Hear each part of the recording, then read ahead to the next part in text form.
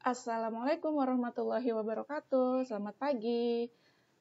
Pada pembelajaran kimia kali ini, kita akan mempelajari tentang ikatan kimia. Pada bab ini, kalian akan diajarkan apa itu aturan oktet dan lambang Lewis. Kemudian jenis ikatan kimianya ada ikatan ion, ada ikatan kovalen. Lalu tentang kepolaran senyawa, ikatan logam dan non-logam, kemudian sifat-sifat senyawanya seperti apa, dan pada bagian terakhir kita akan mempelajari tentang tata nama senyawa berdasarkan ikatan kimia yang dimiliki oleh senyawa tersebut. Langsung kita masuk ke ikatan kimia. Pada layar monitor kalian, ini tampak salah satu senyawa, yaitu senyawa air.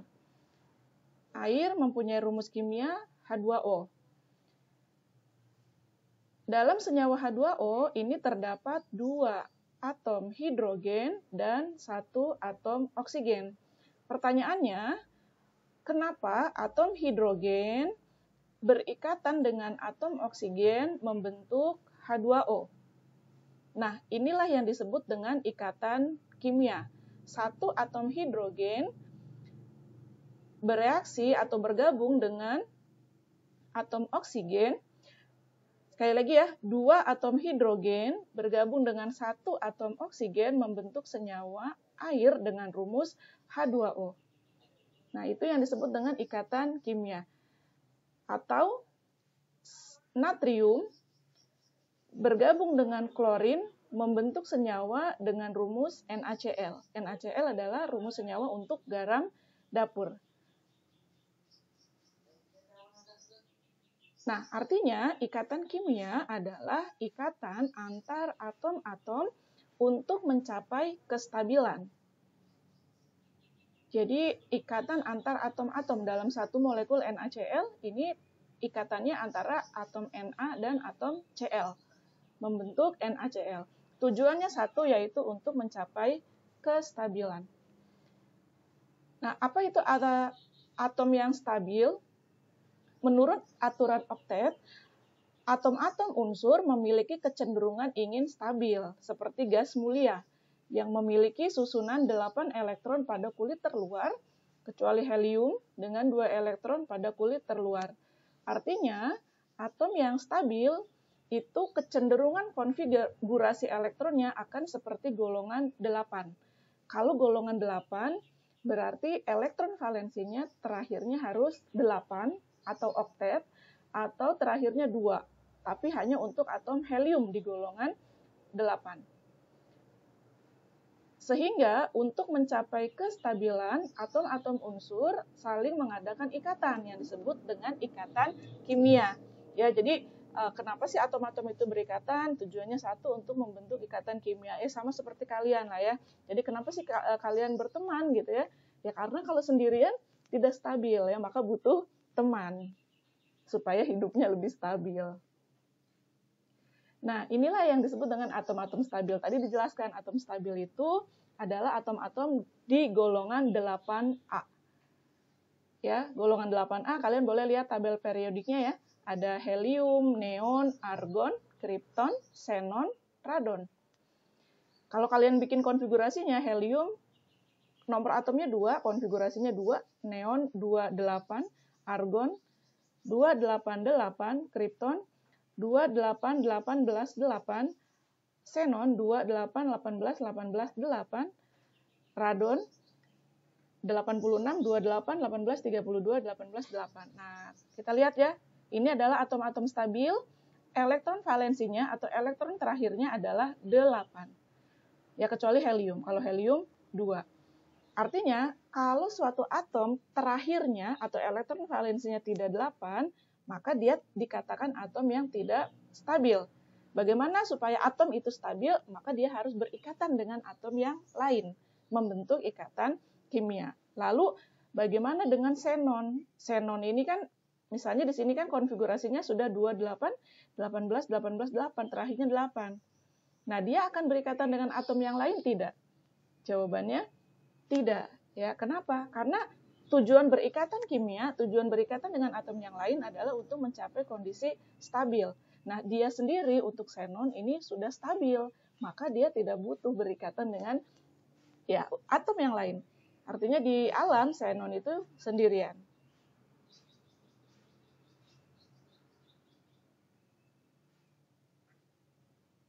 Ya, jadi pada awalnya xenon ini sendirian. Untuk kripton, xenon, radon ya, kripton terutama.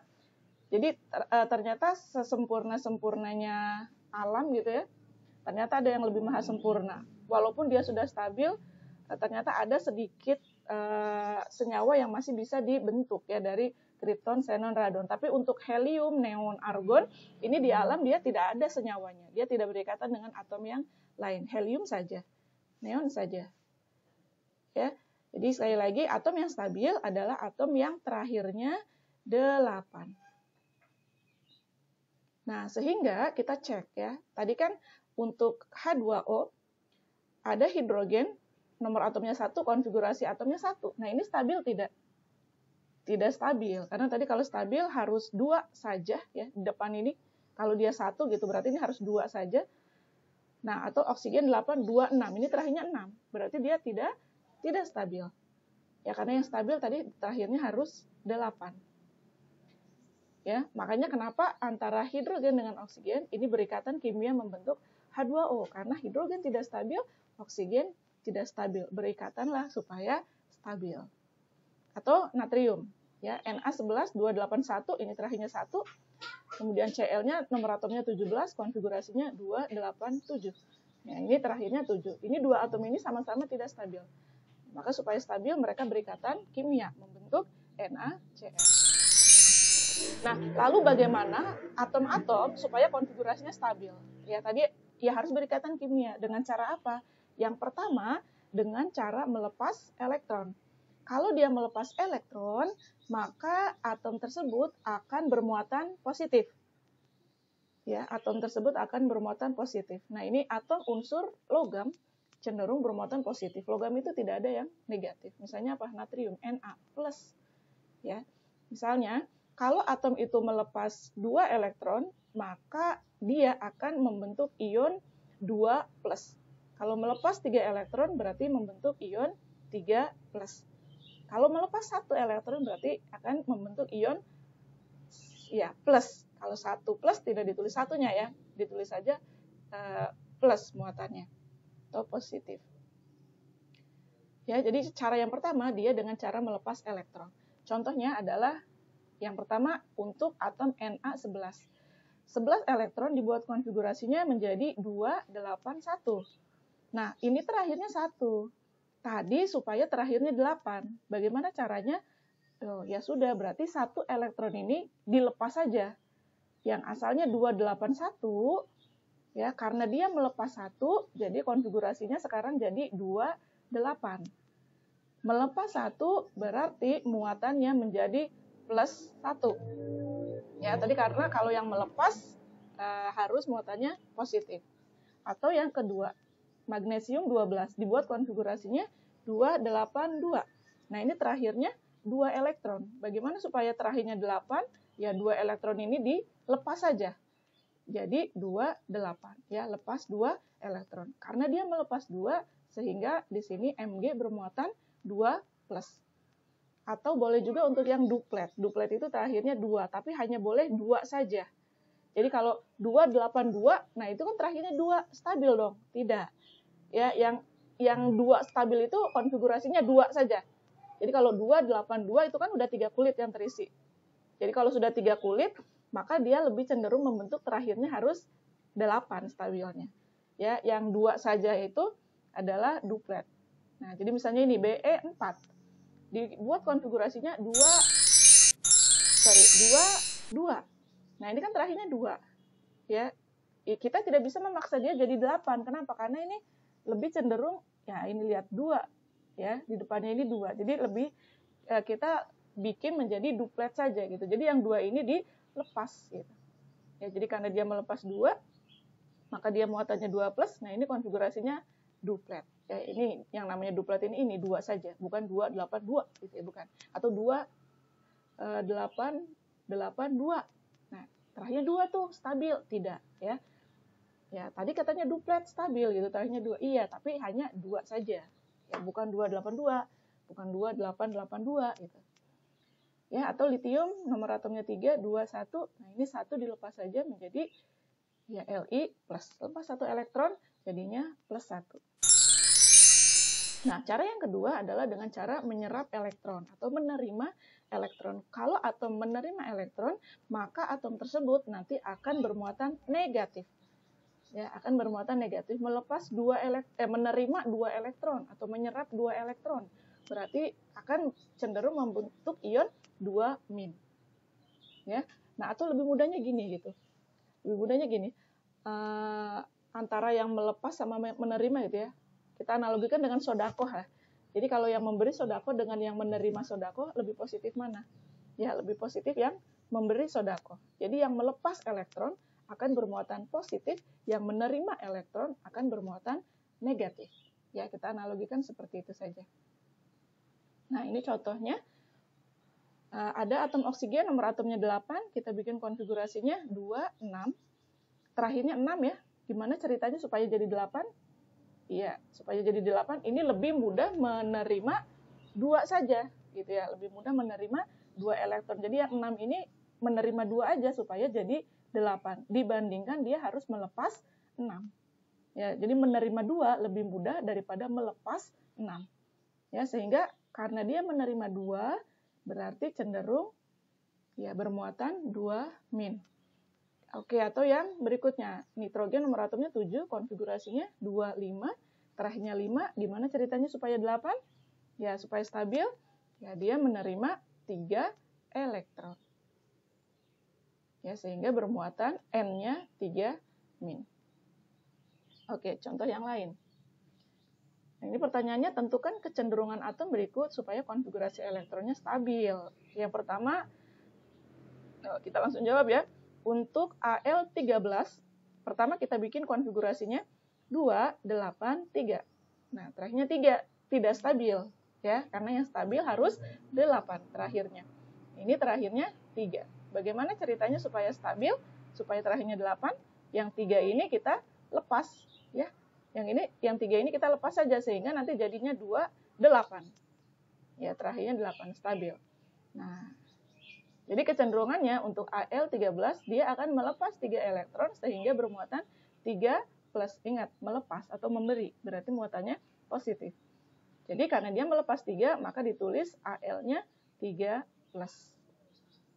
Oke, yang kedua, untuk Cl17, kita buat konfigurasinya 2, 8, 7. Nah, ini terakhirnya 7.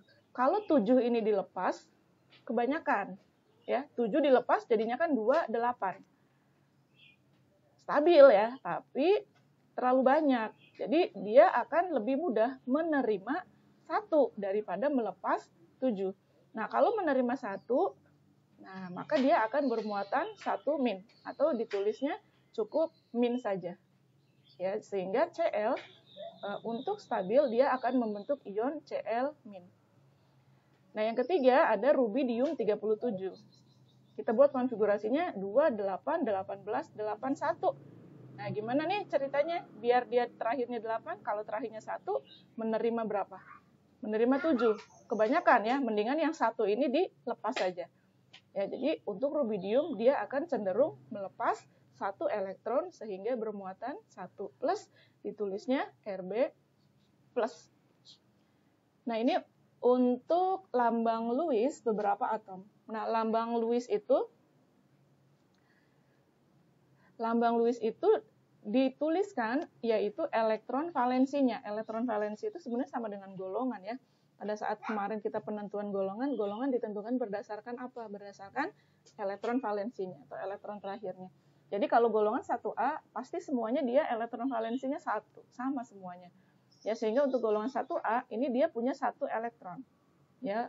Nah, titik ini melambangkan elektron valensi. Kemudian untuk golongan 2A berarti terakhirnya 2, ya, atau elektron valensinya 2.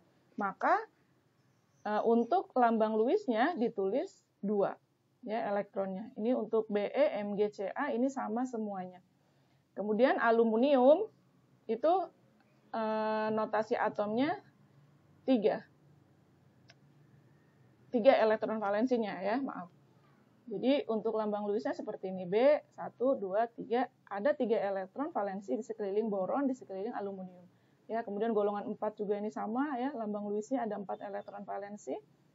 Kalau golongan 5 ada 5 elektron valensinya, ya, ada 5 lambang Lewisnya, rumus titik elektron ya. Kalau golongan 7 juga sama, ada 7. Nah, terakhir gas mulia, nah inilah yang 8. Ya, 8 ini adalah untuk atom yang stabil. Jadi kalau sudah 8, ini rumus Lewisnya seperti ini atomnya berarti stabil. Ya, kita masuk ke ikatan kimia. Ada 3 ikatan yang dibahas. Yang pertama ikatan ion, kedua ikatan kovalen, yang ketiga ada ikatan logam. Nah, apa itu ikatan ion? Ingat ya, untuk berikatan minimal ada 2 atom yang berikatan. Ya, kalau 1 itu bukan ikatan ya, kalau 1 namanya jomblo gitu ya. Ikatan itu berarti 2 dan harus dekat gitu. Nah, ikatan ion adalah ikatan yang terbentuk karena gaya elektrostatik antara ion positif dengan ion negatif. Ya, contohnya apa sih ion positif dan ion negatif? Tadi kita punya Na+ dan Cl-. Na plus Cl- membentuk senyawa NaCl. Nah, maka NaCl adalah senyawa yang mempunyai ikatan ion. Ya, atau yang kedua, ikatan ion terjadi antara unsur logam dan non-logam. Nah, bagaimana cara membedakan antara unsur logam dan non-logam? Biasanya unsur logam itu nama latinnya berakhiran dengan Misalnya, natrium, kalium, rubidium, ya, magnesium, aluminium. Besi bukan ya besi bahasa Indonesianya. Tapi nama latinnya dari besi adalah Fe, yaitu ferrum, juga. Ya, jadi umumnya logam itu akhirannya Ya, walaupun tidak semuanya. Misalnya ada helium. Helium kan dia non-logam, ya gas gitu. Gas mulia di golongan 8. Ya, tapi secara umum gitu. Lebih banyaknya yang logam itu akhirannya Nah, jadi mudah saja untuk menentukan senyawa yang mempunyai ikatan ion, pasti dia senyawanya ada unsur yang berakhiran Nah, misalnya ini NaCl, natrium, Cl-nya klorin. Ya. Jadi natriumnya logam, klorinnya non-logam. Tapi nanti tata namanya ini namanya natrium klorida. Ya, Ki, K-nya kalium, I-nya iodin. Ya, jadi ini ada senyawa, ada unsur yang logam, ada kaliumnya. Al, Cl, 3 Al-nya apa? Aluminium. Ya, juga. Jadi aluminiumnya logam, Cl-nya non-logam. Satu logam, satu non-logam berikatan membentuk ikatan ion. Ya. Nah, ini untuk ikatan ion, jumlah elektron yang dilepas atom logam akan sama dengan yang diterima atom non-logam. Jadi kalau dia melepas 2, maka yang menerima pun harus ada 2. Kemudian rumus ikatan ion sebenarnya adalah rumus empiris, perbandingan ion positif berbanding ion negatifnya. Rumus empiris itu rumus paling sederhana ya. Misalnya NaCl, perbandingan Na-nya 1, Cl-nya 1. 1 banding 1 itu perbandingan paling sederhana, yaitu rumus empiris. Tapi kalau misalnya kalian punya rumusnya gini, C6H12O6. C6H12O6, 6, 12, 6. Nah, itu kan perbandingannya belum sederhana ya, 6, 12, 6. Nah, 6, 12, 6 itu kan masih bisa dibagi 6 ya. Jadinya 1, 2, 1 kan.